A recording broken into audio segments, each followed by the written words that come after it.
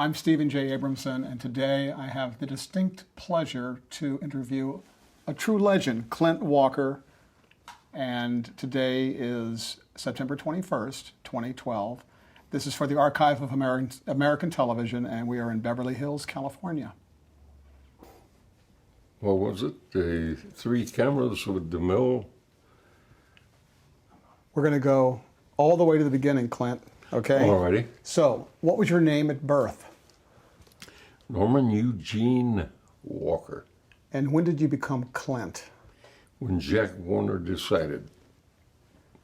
Did he... But you know, Henry Wilson had given me the name of Jet Norman, which I hated. So when Jack said, if you don't mind, I'd like to call you Clint. And I have liked him ever since. You liked the name Clint? You liked it? Oh, I like the name, yeah. And I like Jack because he gave me the name. When were you born? May 30th, 1927. And where? Where were you born? Hartford, Illinois. It's a little town close to the Mississippi, about 25 miles on the Illinois side, below Alton, Illinois, which is where they have the famous Lewis and Clark Bridge. It also was the home of the tallest man in the world, Robert Wadlow. He was over 8 feet tall. I've heard of him. And he used to do carnivals and fairs, and he worked for a shoe company who made the shoes, which were size 26. But very a nice-looking man, young man, and very intelligent. I talked to him a number of times. So you look short compared to him, and you're you're like 6'6", right? You better believe it, yeah. Did you grow up in that area? Where did you grow up? Well, I grew up in Hartford, Wood River, which is between the two towns, and Alton, Illinois. Now, Hartford, they had refineries there. They had a big tanning company there. Wood River was mostly oil refineries, although they also had Western Cartridge Company there. And then Alton was an industrial town.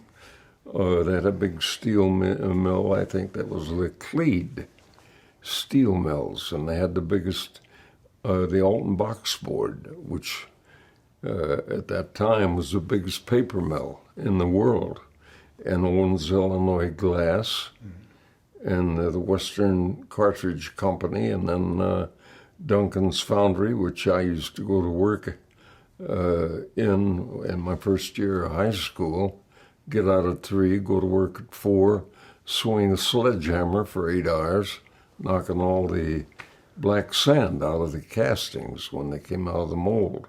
And they'd come down a rail on an air hoist, probably weighed 200 and some odd pounds, and knock all the black sand out, then get a chipping hammer and chip off the wires from the mold and grind that down, and then grind a place for a number, stamp a number on it, and write it down in a little book, send it on its way. But it's a very industrial area there. And of course they also had a big dam there, and they had a sign there that said, Alton, Illinois, best town by a dam site.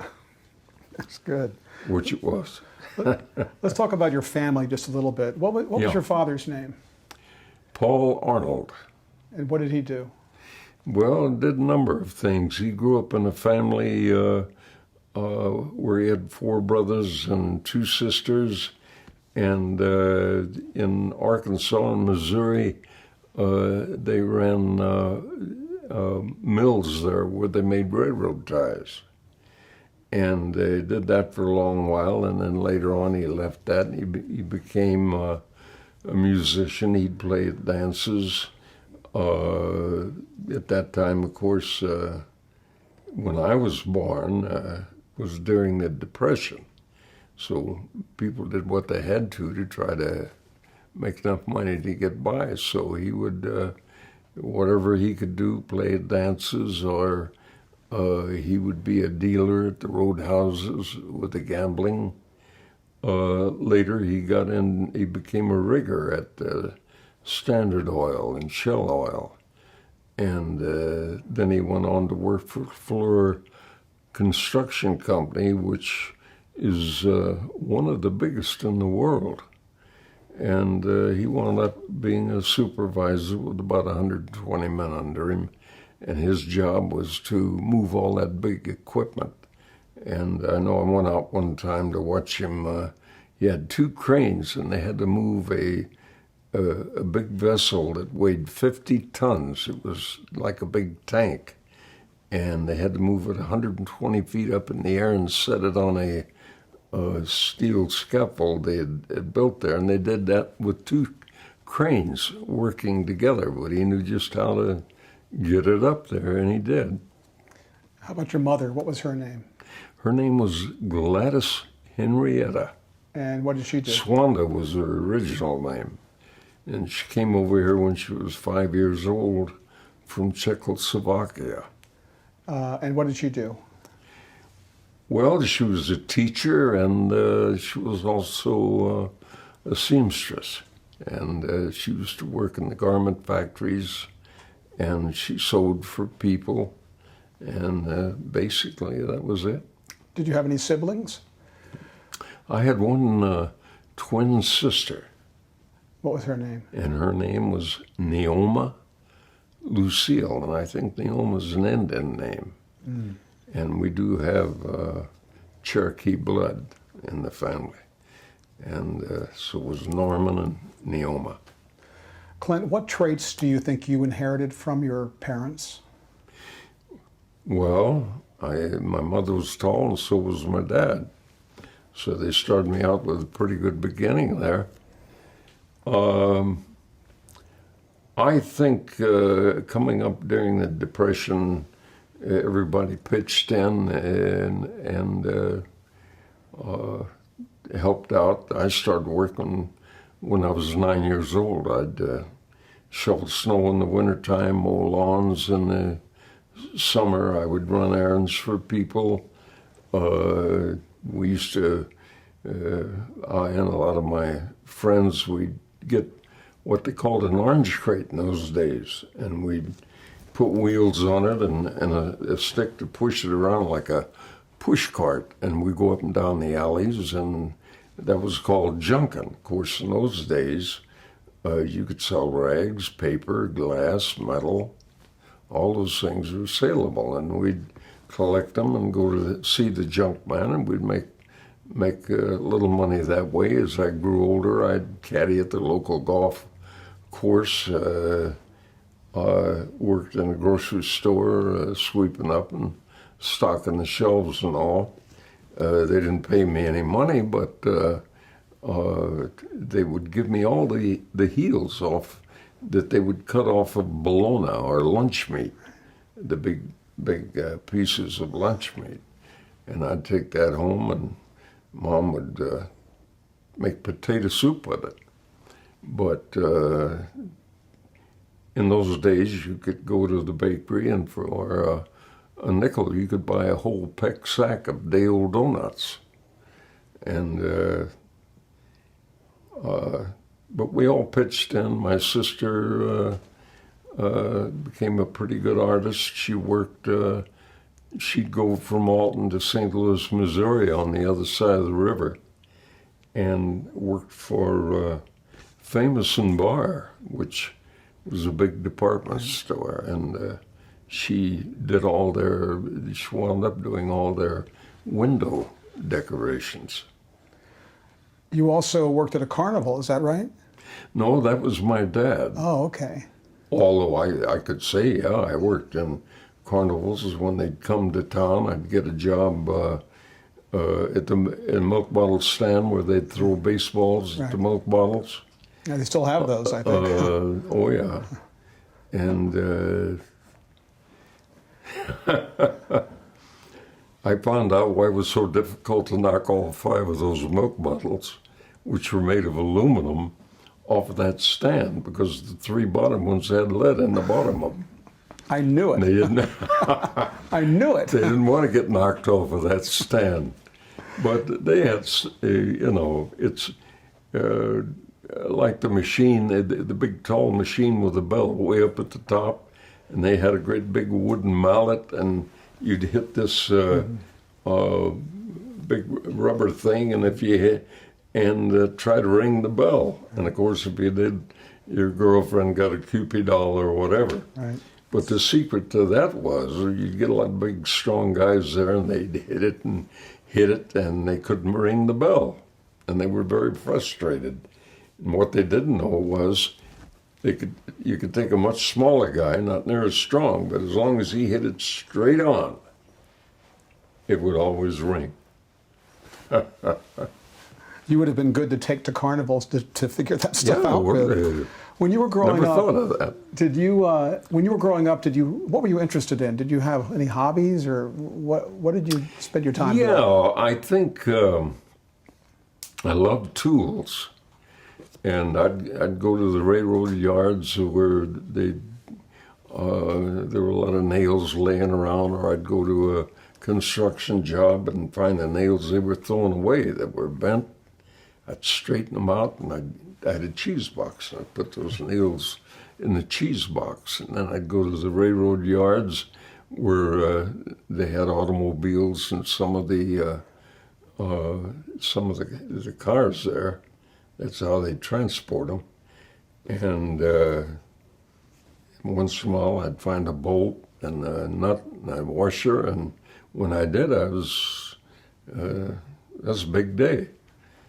Because that was great. If you had that bolt and washer and nut, you could build yourself a little cart with 4 wheels, and we'd take another wheel if we could get a 5th wheel and a broomstick and fix it in there where it would become the steering wheel, and then you would fasten a rope because you had this 2x4 with the bolt going through you had a long 2x4, and then you had the bolt going through, so this 2x4 would move back and forth to steer it with. On the back you had another 2x4, but that was fastened down permanently. But then you'd add to it, you'd try to make it look like an automobile.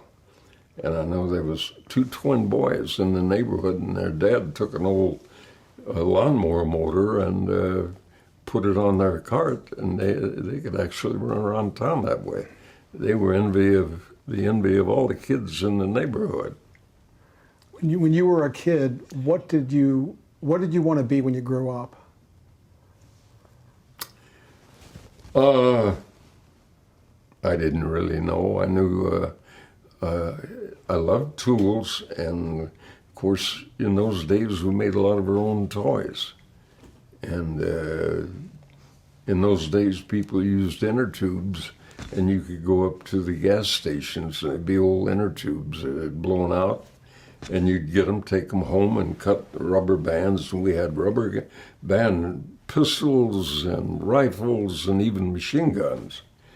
And we'd also make holsters out of that inner tube rubber, put the guns in. And I think we had more fun than the rich kids did, making our own toys. Were you interested in acting at all at that point? Oh, no. Never entered my mind. When was the first time you remember seeing television? Oh, boy. Gosh, that would have been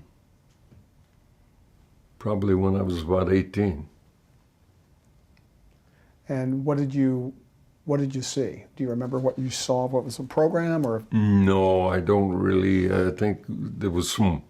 I think some of the programs were westerns.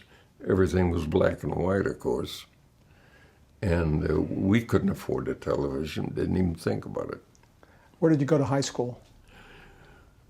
Oh, let's see. What was the name of that?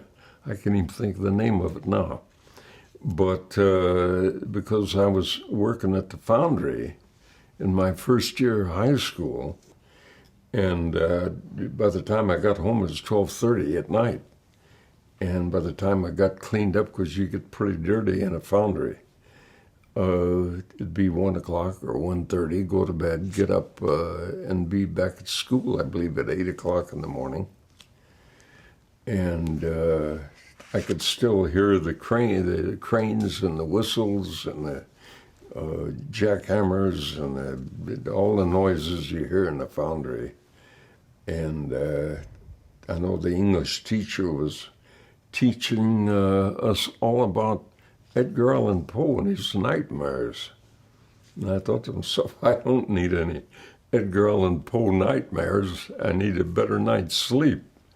But anyhow, I quit school, stayed with the foundry, and then later I went to work for the Alton Box Board and worked. Then I went to work for Owens, Illinois Glass, loading box cars full of glassware.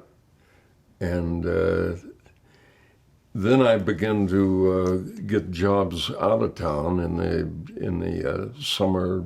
Get a job with a bunch of guys detasseling corn. We'd pull the tassels out of every other row of corn, and that pollen it was hot. You'd be sweating. That pollen would get on your skin, go down the back of your neck, and it burned like heck. But and then I worked for the city as a playground director during one summer. Then I began to work on the riverboats and as a deckhand. On the Mississippi? Yeah. Mississippi, Illinois rivers. And we'd push barges full of different things. And in those days, Standard Oil and Shell had a lot of those big old paddle wheelers and with quite a crew on them. And of course, they would push the biggest amounts of tow. And a tow is the amount of barges that you tied together that you push at one time. And they had one called a Huckberry Finn and another one called a Tom Sawyer. But that was, I think, Federal Barge Lines, and I worked for Central Barge Lines. Did you serve in the military in World War II? I served in the Merchant Marine. Okay. Because that was my thing. I worked on the ore ships, and they're as big as the ocean-going vessels. And what we did mostly is we would haul coal and wheat from the mainland there up to Duluth, Minnesota. And then we'd unload the coal or the wheat and then load it up with iron ore from Duluth, Minnesota, where they mined it. Then we'd take that iron ore back to the steel mills. But once I did that for a while, I was on 2 different ships. And then I was able to transfer that to regular Merchant Marine, where I could go out and get any ship I wanted. And my first one was the David W. Branch with the Army Transportation Service. And we took a lot of supplies up the coast of Anchorage and then out to the Aleutian Islands, Adak, Shemya, trying to think, Attu, Kiska, God-forsaken places. If you've never been there, you don't want to go. So how did you make your way out to Hollywood? Well, I had a lot of different jobs, worked in construction, started out as a laborer and pushed a cement buggy where we built what they call the Whistlejack job. It was 11 stories high. And then when that was all done, I went to work for a sheet metal company, and we put hung all the steel piping on the outside and the inside of the mill. And then I got a job as a carpenter. I painted water towers. And I finally moved to Texas. And I had put up sheetrock in St. Louis, so I know how to do it. and there was no work in Texas, and I didn't know what I was going to do. But finally, they brought a big project into Brownwood, Texas. That's Central Texas, Central North Texas, not on the coast. That's Brownsville. But at any rate, I went to the contractor and got the job of putting up all the sheetrock. And I told him I had two buddies that I would teach how to put up the sheetrock, which I did. And I made enough money there that I finally decided to leave Brownwood because of the tornadoes. Too many of them, and I didn't like them. Although I'd seen plenty of them in Illinois. But anyhow, my wife at that time had a sister in California, so I said, we got to the main highway, and I said, well, that way goes to Florida, that way goes to California, and I'd kind of like to go where it's a little warmer. And she said, well, I got a sister in California, so that's where we went. And for a while I worked as a carpenter, but they just have you doing one job. You're either doing framing or you're on the roof doing sheeting, which is what they had me doing. And you learn, you get very fast at it. You put down that plywood with 8-penny nails, and you get to where you tap the nail once to set it, and then you hit it one more time and you drive it all the way home. So, you know, you get fast at it. Just set and boom and go on to the next one. But I didn't like that. I wanted to build houses from the ground up, learn how to do the whole thing. Anyway, that ran out, and then I thought, well, you know, what else can I do? And I got into security work. I went to work for an outfit called the Newton Detective Agency in Long Beach, California. And they'd send me up to the, I'd work the warehouses out on the docks, and I'd do that for 8 hours a day, and you couldn't sit down, you had to keep moving. And I'd find 2 crates the same height, and I got to where I'd do dips, which really built my arms up. And the longshoremen drank a lot of beer, so there were barrels of beer cans, and in those days, they were regular metal, they weren't aluminum. But I got to where I could crush them, and I'd do that all day long. And then when I'd get home after 8 hours, I'd clean up, and they'd send me out as a bouncer in the nightclubs for another 6 hours.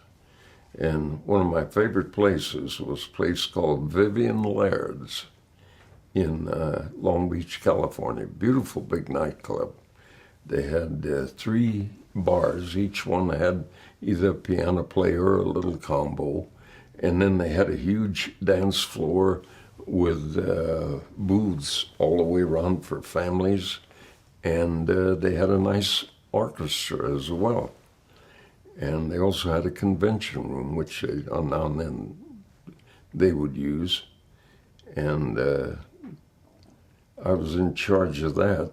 And I think that helped me when I finally got into doing Cheyenne, because I was used to carrying a badge and a gun. But they were only paying $1.47 an hour, and I wasn't getting very far financially. So I heard that in Las Vegas you had a chance to make a lot better money. And you'd get tips from the customers and so on. And now and then you'd find money on the floor or whatever, and if you found something legitimately, that was yours. But anyway, I packed up my wife. I had a 41 Oldsmobile, but I sold that so that in order to buy the uniform and the gun and all, when I worked for Newton Detective Agency. And so I bought a little 36 Chevrolet Coupe. Wow. And it didn't have a starter motor in it, so I'd have to push it to start it. And I was strong enough. I'd push it a ways and jump in, let the clutch out, and start it. Anyway, I bought a little old trailer, and I packed my wife and daughter in there.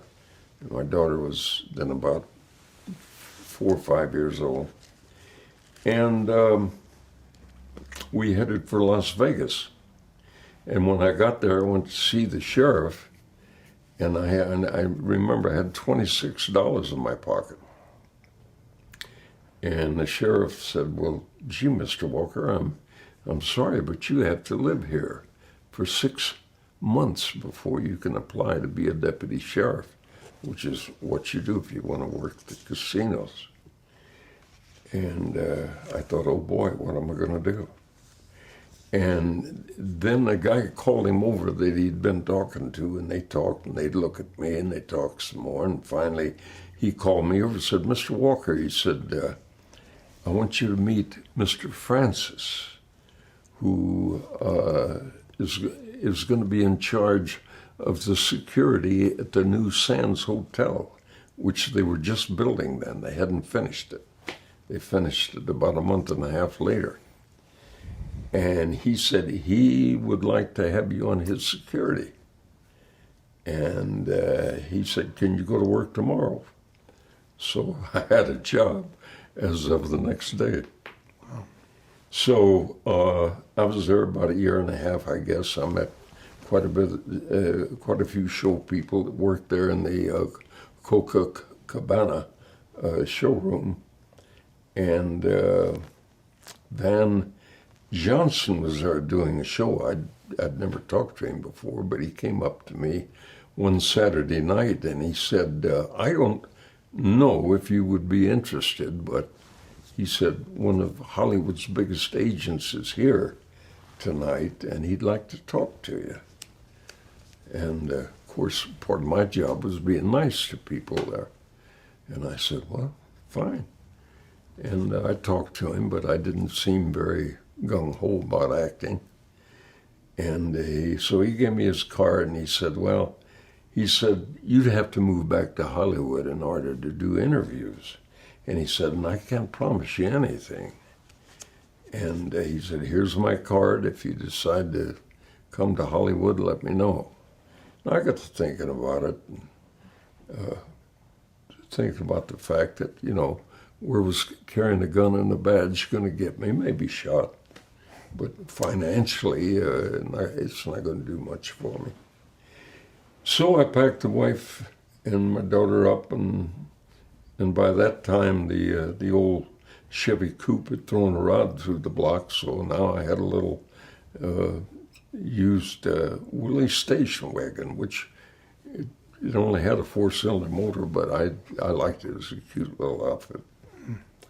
And we packed up and went to Hollywood, and then I went out, got my own job as a bouncer at a place called the Rag Doll, owned by Joe Giangiuli and Tony Moscas.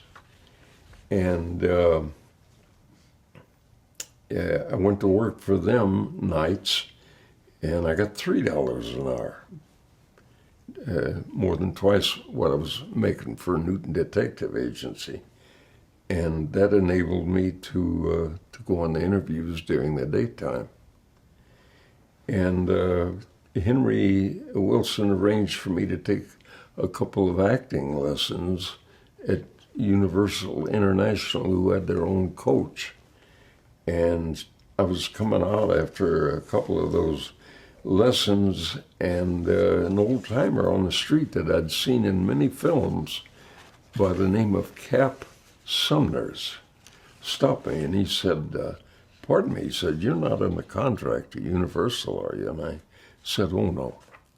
And I told him the deal. And he said, "Well, Cecil B. DeMille is making 10 Commandments, and he's looking for big guys like you." And he said, "If you want to give me your phone number, I'll try to arrange an interview." Well, I didn't really think he could, but I didn't want to hurt his feelings, so I gave him my phone number.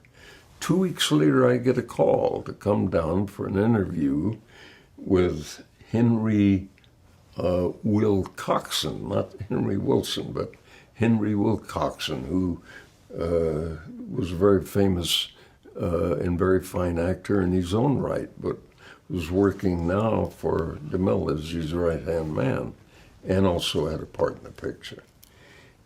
And Henry and I got along great. He was, I don't know if you knew him or not, but what a gentleman, what a first-class citizen he was.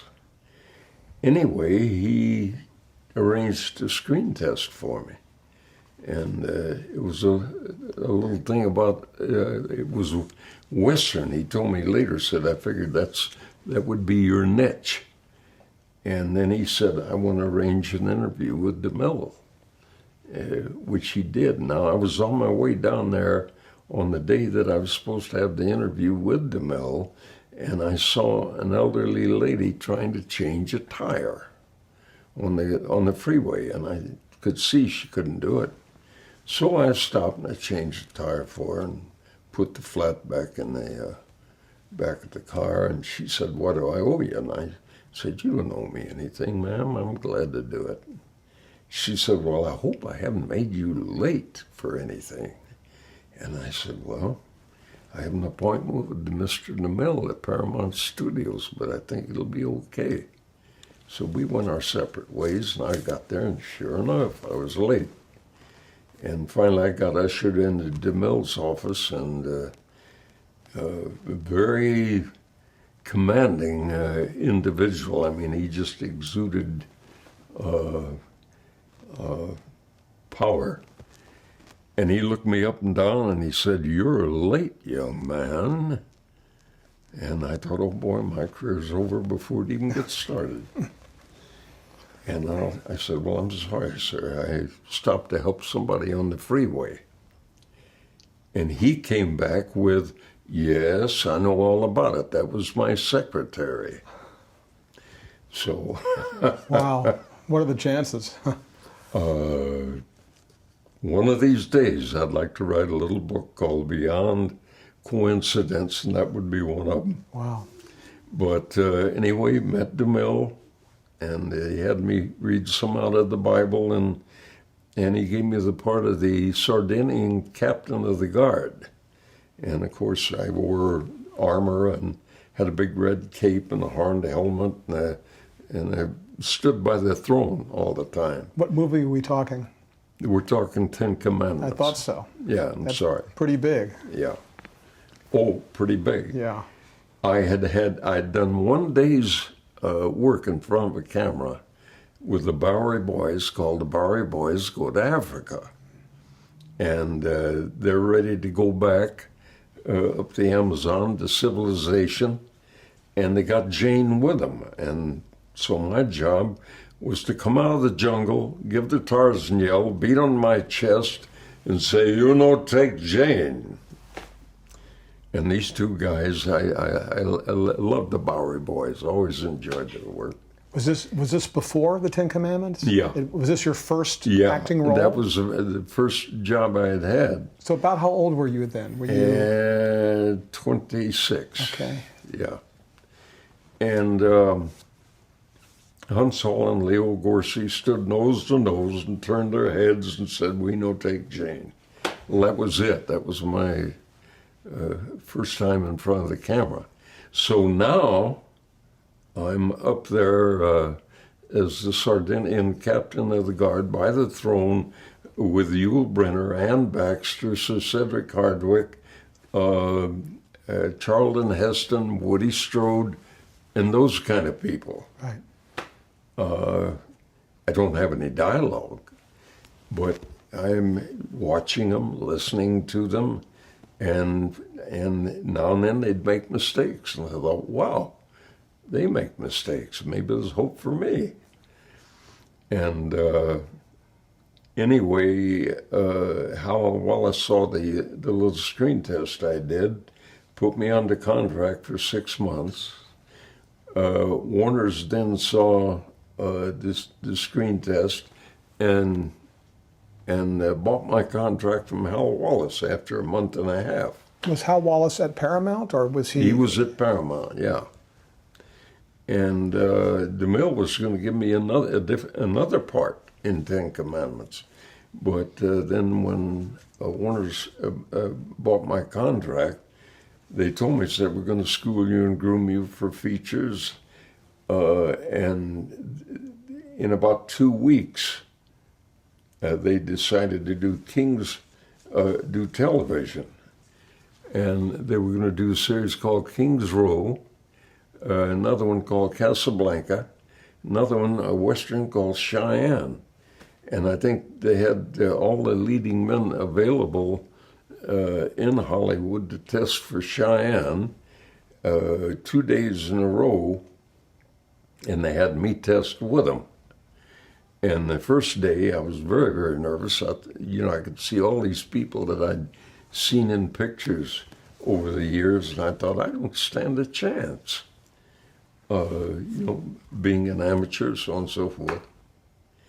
And the second day, I thought, I'm not gonna get the job anyway, so why don't I just relax and enjoy it, which I did. And then the next thing I heard about 4 days later was Jack Warner reviewed all the stuff, and then he pointed at me and said, that is Cheyenne. Now, the fact that I'm already under contract at $150 a week might have had something to do with it. I don't know. But that's how Cheyenne came about. I have one more question about the Bowery Boys. Did you get that? Did you get that first job through the different contacts you had made in Vegas, or? Oh no! I got that through Henry Wilson. Okay. No, I came back. He got that job for me, but when I went to do the interview with Henry Wilcoxon, he didn't know anything about it. And so, of course, Cap Sumners had arranged that. And he didn't know until Hal Wallace wanted to put me under contract. And then he came into the picture. So Cheyenne, what year are we talking about? 1955? 1955, yeah. So what was the premise of Cheyenne? Well, the theme song pretty well summed it up. Just a guy that had been raised, his folks had been killed by the Cheyenne Indians, and they raised him. Then when he decided to break away from that, he sort of just roamed the country, and not knowing where he wanted to put his roots down and not having any particular reason to do so. And in the doing of it, he would run into situations with other people and get involved and do battle with the bad guys and move on down the line, and constantly becoming embroiled in different scenarios of various kinds. And I'll tell you, the fact that I was with Warner Brothers, I was really blessed to go with Warner Brothers, who was, number one of the biggest studios in the world, and certainly in Hollywood. And they had the know-how, they had the equipment, they had the stages, they had the film library.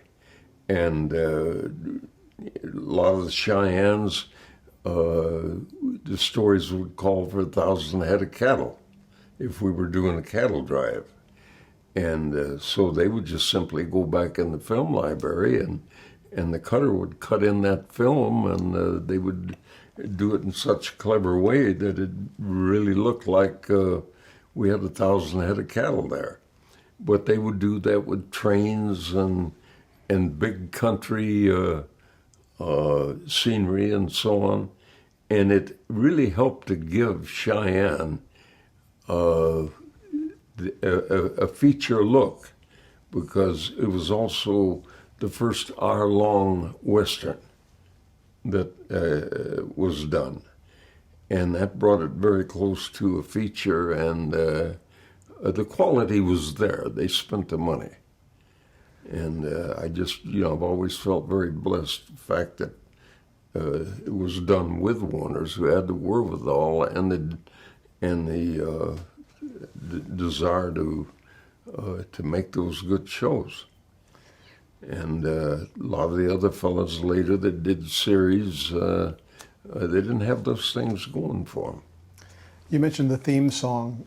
I think the first lines are Cheyenne, Cheyenne. Cheyenne, Cheyenne, lonely man. Yeah. Where will you be sleeping tonight? Right, where you be camping tonight.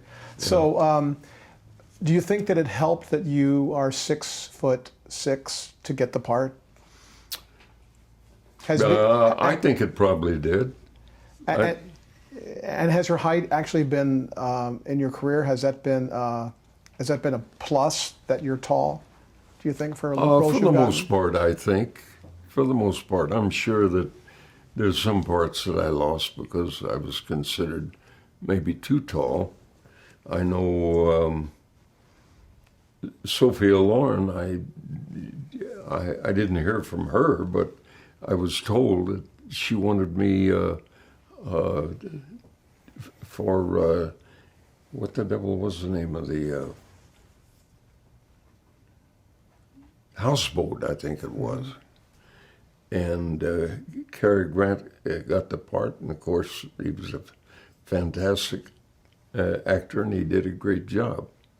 But Jimmy Garner was doing pictures with Marlon Brando and a lot of other big stars. But when I found out Warner's, when Sophia Loren wanted me for Houseboat, they said no. When Clint Walker does features, he'll do them for Warner Brothers, and that was one of the reasons that I did the walkout. Is they weren't letting me do features in other places, which would have been very good for my career. Although I did wind up finally doing. I did Fort Dobbs with Brian Keith and Virginia Mayo. I did Yellowstone Kelly with John Russell and Eddie Burns.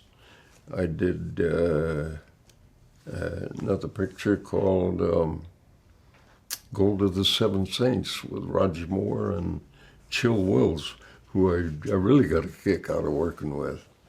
And very fine actor. And you did some of these films you mentioned. You did during the run of Cheyenne. Did you do it? Yes, I did them all. Did you did it while you were on hiatus or simultaneously? Yeah, I did them all after we'd finished Cheyenne's. Yeah. And back in those days, I know some series ran as many as like even up to 39 episodes. How many were? How many? Well, those might have been half hours. I don't know. Okay, half hours. Yeah. I did. I was doing 26 a year. Wow. Hour long. Mm-hmm. And then I do rodeos and fairs when I wasn't doing that. But I didn't make much out of it. And there finally come a day when I found out all this stuff that Warner's was doing, like comic books and little golden books and puzzles and toy guns and hats and boots and all that stuff. And I didn't know, that they were doing all that. But which means you didn't get paid for it, I assume. No. Right? No. And they'd take my lunch hour a lot of times to do photos for those products. And so I finally told them, I said, I want to do the rodeos and all.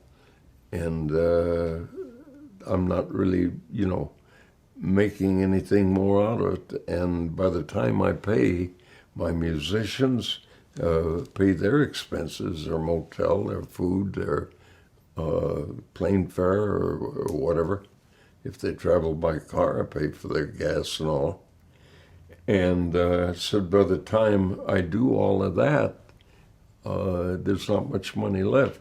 So from now on, when you don't have features for me or uh, and I do rodeos, I'm going to keep the money, whatever there is left after expenses, which I did. You mentioned musicians. You would sing. Did you sing at the rodeos? Oh, yeah. Yeah.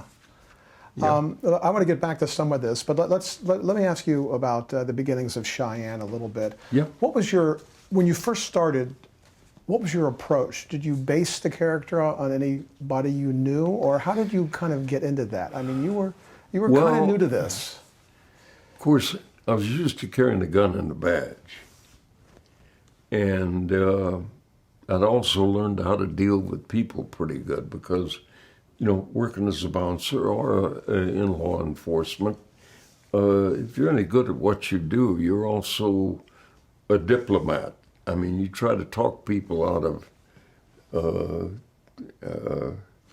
having to put them out physically. You try to talk them out of that and get them to walk out on their own and so on. So I was at home with that part of it. And as far as I just really tried to play myself under those conditions, depending on what the script was about and all. I tried to get involved mentally with what the script was about and what was transpiring, and tried to handle it like I would in real life. Since you were under contract to Warner Brothers, did you take any acting lessons, or did they have coaches, or what was your approach just to acting? Yeah, they had, I believe they did have a coach, but it didn't mean much because I was only there a couple of weeks and before we started doing the Cheyennes. And there was no coaches involved in that. And was Cheyenne the first time you appeared on television? Because you'd been doing features? Yeah. So I'm curious, what was it like? What do you remember about the first time you showed up on the set for the first episode? Do you remember how you felt? Well, the first time we went out to Vasquez Rocks to shoot the first Cheyenne. And I had told them, I said, well, they want to know about my experience riding the horses. And I said, well, I don't have a lot of experience riding horses. And they said, well, by the time you said, you'll only do a year of these, and then they probably the Cheyennes will end. And of course, they were doing King's Row and Casablanca. And they figured the other two would make it, and the Western would last 1 year, and that'd be the end of it. Said, it'll be good experience for you. And they said about the horses, you'll either be a good rider or a dead one, and they laughed by the end of the year. There was a few times I wondered which one it was going to be. But I know we went to Vasquez Rocks, and part of the story called for me to ride through a narrow defile between some very high rocks. It was probably about 5 feet to go through there. And so they told me, said, Clint, this old horse, we never know what he's going to do. And when you go through that defile, bring your both legs up around his shoulders, because now and then he'll try to ram somebody up against the side of the rock there. So that's exactly what I did, and it's a good thing I did it, because the old horse thought, I guess, he was ramming my leg against the canyon wall there, and he mashed the canteen flat that was hanging on his saddle horn. But I guess I just kind of fell into it. I just kind of tried to play it as though I got involved in the story. Were you nervous, or were you pretty confident right from the beginning? Because the role obviously had a lot of Cheyenne. Well, had yeah, confidence. I was nervous to some degree, but I found out that if I concentrated on the part and what was going on and how how I felt that I would normally respond to whatever it was that was going on. I found that I forgot about being nervous. It's just like doing a scene. Let's say you're doing a scene with anybody, a man or a woman or whatever, and you're on a set, and here you've got the camera and the cameraman and all the crew involved in lighting and all of that, and other members of the cast standing around. You have to. You learn to just blot them out, and you get involved with the person or persons that you're talking to and are involved with, and you get involved with the scene. And that's what I tried to do. You mentioned Vasquez Rocks. That was a location about like 40 or 50 miles north of the studio, right? Where these kind of famous jagged rocks come out at an angle that we've seen in so many westerns. You're absolutely right, yeah. When you first started out with Cheyenne, did they give you much information about the background of the character, or was it just the simple things you've already kind of laid out that you told me? No, like his personality traits. I knew that the idea came from a picture that Earl Flynn did, I think, called, if I'm not mistaken, Cheyenne something. Okay. And there were times when I'd have to change horses simply because they'd have a long shot maybe of Gary Cooper riding in beautiful country or whatever, which we couldn't go there. And then later they'd cut to a different scenery. But then I would have to wear the clothes like he wore, and ride a horse that looked like the one he was riding. Of course, that would be at a distance. But, or maybe I'm supposed to ride along a moving train and climb aboard the train. And again, I'd have to wear the wardrobe that person, whoever it was supposed to be, whether it was Cooper or Jimmy Stewart or whoever. And then I'd ride a different horse. Other than that, the horse that I rode was a big sorrel, 16 hands high. And what a wonderful animal. I could never have asked for a better horse. He made me look good. And even though later on I rode him in the feature pictures that I made there, and we did some pretty fantastic runs where we'd be out in the desert there with 100 Navajo chasing me, and I'd be pulling 2 pack horses, and I'm on Brandy, and they've got the camera car over here on the road, and I'm over here running like heck, and the Navajos are coming up behind me. And I was going so fast, the camera car had to get on the loudspeaker and say, "Clint, you got to slow down. We can't keep up with you." But, you know, and I was praying that Brandy wouldn't run into a prairie dog hole or something there and break his leg and maybe dump me. Was Brandy, did Brandy have a name in the show? Did your horse have a name in the show? Or? You know, I don't think so. Yeah. I don't think I ever called him by name.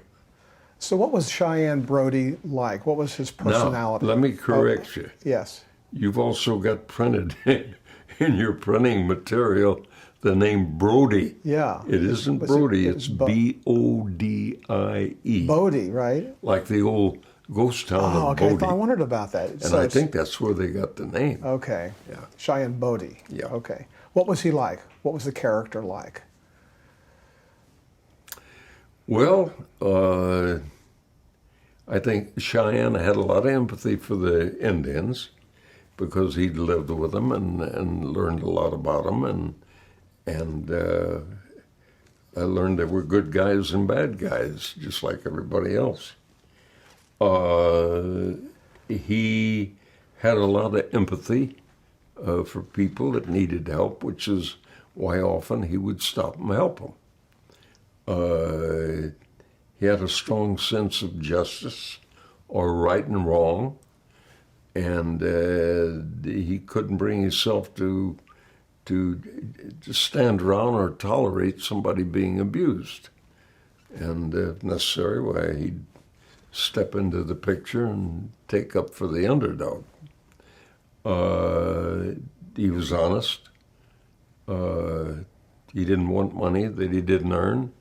And quite often, if he didn't need it and somebody else did, he'd give it to him. When he drew his gun, was it always justified by either a threat or a bad guy or something like that? I think so, yeah. He didn't want to kill if he could avoid it. And he would usually warn somebody.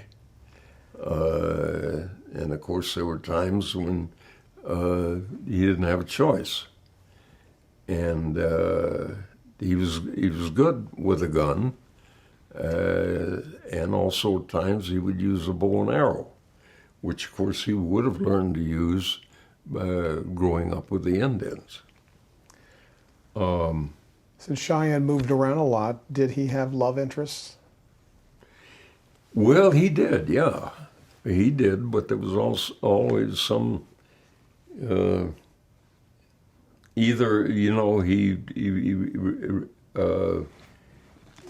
cared for her, but and not to the degree that he was ready to settle down and get married, or not to the degree that he felt that was the woman in his life that he was looking for. Did the character evolve over the course of the series? Did Cheyenne stay the same, or did we get kind of deeper into the background of the character as the show went on? Well, yeah, I think definitely that happened because it would be brought up in the story necessarily that he did have a background of having lived with the Indians. More and more, I think he had empathy for the Indians when he got involved and saw how a lot of them were being abused and mistreated. I think as time went on, just the fact that Cheyenne was also maturing and learning more about life and people and so on, that would naturally have an effect on the character of Cheyenne. How did Cheyenne dress? What did he wear? What color hat? Was it the same, or did it change? It changed a little, not a whole lot. He wore what was supposed to be a doeskin leather shirt with fringe on it. Other than that, he wore usually just black pants. Once in a while, if he was working as a sheriff or some other outfit that was called for, he'd wear a suit in some of the shows. Not too many of them, though. We're going to change tape.